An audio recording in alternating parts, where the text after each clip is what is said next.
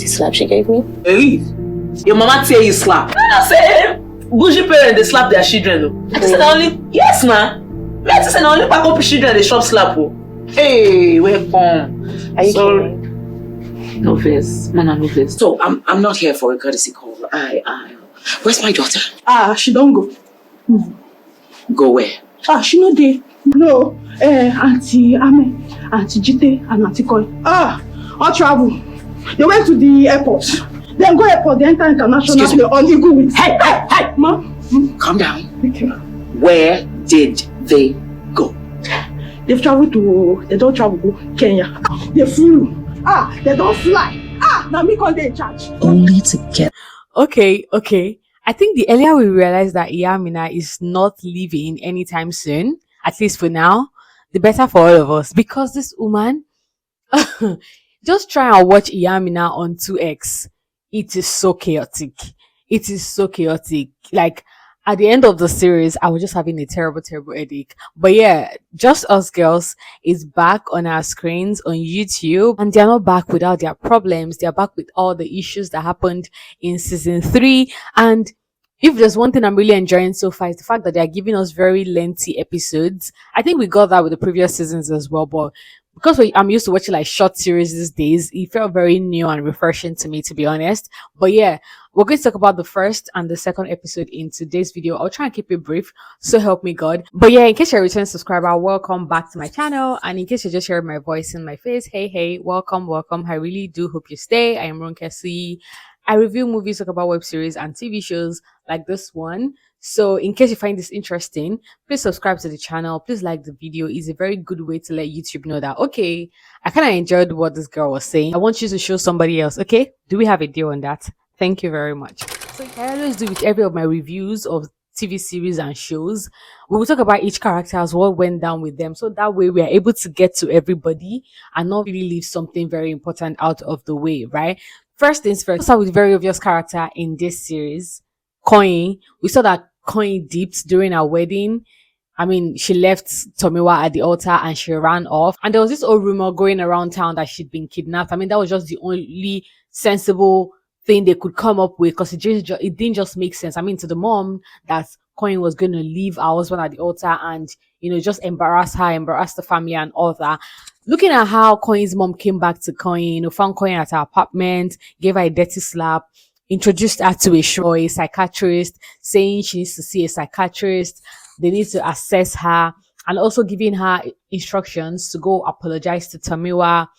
It was just very crazy to me. And if there's one thing I really enjoyed, or I really was so grateful for in episode 2, is the fact that she found out about Tomiwa. She saw that Tomiwa was doing what he was doing. It was on, unmedicated substance. And he also found out that, she also found out that Tomiwa was actually cheating on her. And I'm like, I'm very fine. I'm very good. I mean, she was starting to feel guilty. I mean, when, Tomiwa was going off at her for leaving him at the altar, I was like, Tomiwa was definitely on his right to be mad at her, because you're a grown woman. You should be able to make your decisions. I get that you never really know until like the very last minute, but Koyin knew she wasn't going to go ahead with that wedding like 70%.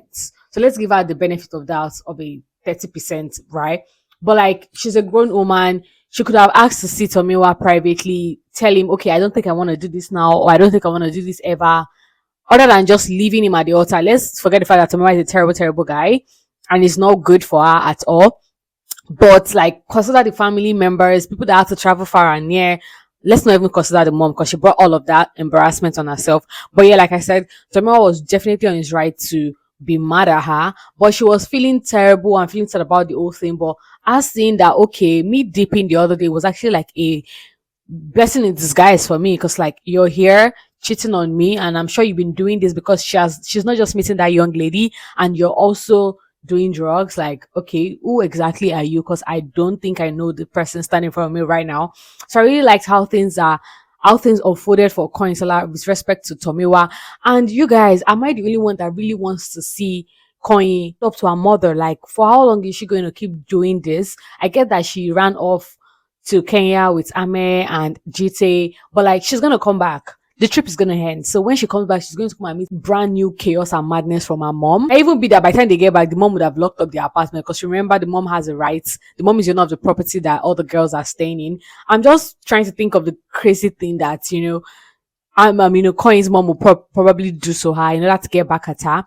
Like, away from Coin, let's talk about Ame. We all know that it was like a blessing. We all know that it was like a miracle for Ame to have survived what she survived. I mean, she tried to kill herself on using alcohol and all of those things. And it was very interesting and very heartwarming to see how Jamil was there for her during all of that period. If you refuse to go inside, I am going to bundle you, carry you over my shoulders, and take you in. You don't need to be dramatic. Let's go.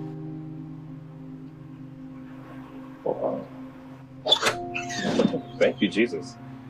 Aside from Jamil being there as a brother, it shows the importance of a community, of a support system, and people that actually know you. Like, they know who you are, regardless of if it mirrors them or not. Like, Jamil knew that his sister was a believer. He knew that for her to have gotten to that point, it was actually really, really bad.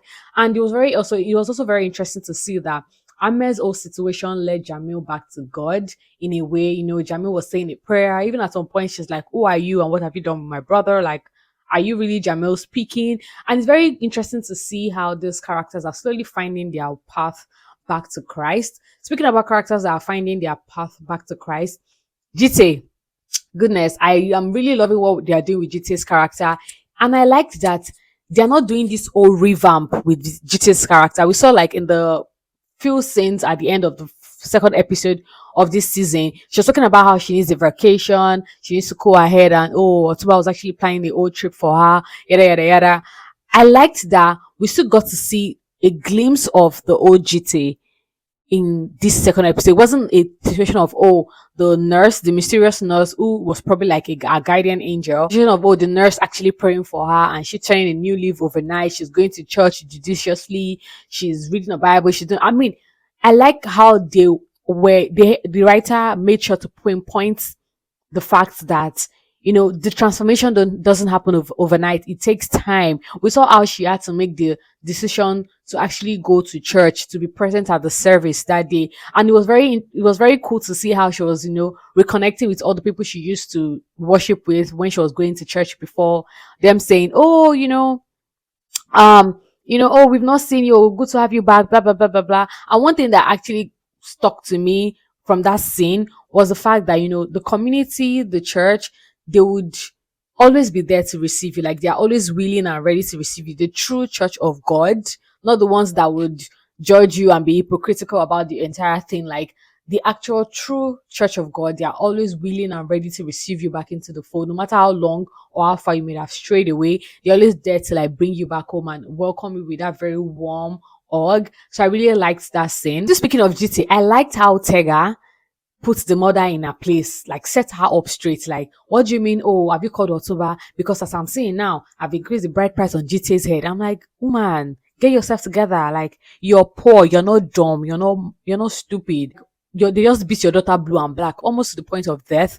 And you're talking about increasing her bride price. Is that what we're talking about right now? Liked how Tega took up the role of the man of the house and spoke to her directly, like, don't come and be acting funny here. You're either with us or you're out of here. And speaking of Tega, it's like Tega leaks one sweet for one episode. But yeah, if you notice, let me know in the comment section. I don't even want to get into that, but like, this character is really peculiar. This episode will not be complete. This review will not be complete if you don't talk about Cynthia and if you don't talk about Cynthia, I've forgotten, Muramolu Watike's husband in this series. What is going on with that couple? Ever since she told her husband that she's pregnant, he's just been acting really funny with her. I mean, he's making it seem like she's the overbearing wife. She's annoying. She's frustrating him. To be fair, why would she trash out his perfume without letting him know? It makes you nauseous. It makes you this, it makes you that. You let him know, or you put it aside, or put it in a different room or something. Just somewhere where you wouldn't get to perceive it, but no prior conversation, nothing, and you just went and trashed the thing out. I feel like she crossed the line there. But like, even the husband is acting funny. This old friendship with his colleague, this old closeness. I'm like, now from club dance the start too.